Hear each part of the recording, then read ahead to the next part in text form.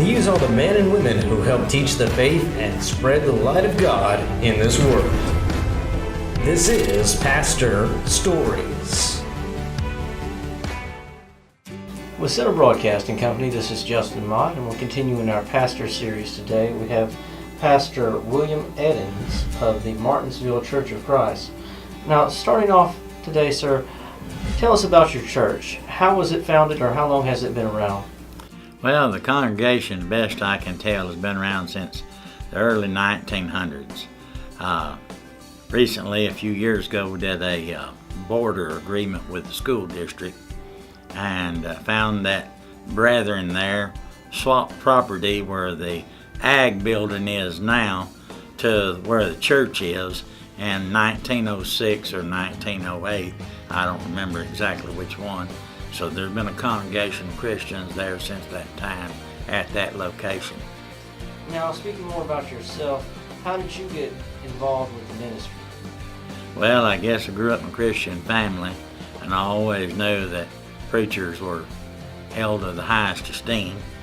And I started writing sermon outlines down at 7 or 8 years old and practicing preaching them on Monday morning. But as I grew up, went off in the Army, did a few things, came back home, I decided that I would try to bring quality of preaching to some of the smaller congregations that oftentimes rely upon either retired men to fill in or depend upon young people just getting started. And so I entered into the ministry on a full-time basis in 1988. I says, now that's, when I say full-time, I mean I've always worked to help support my preaching habit, you might say, but and take care of my family.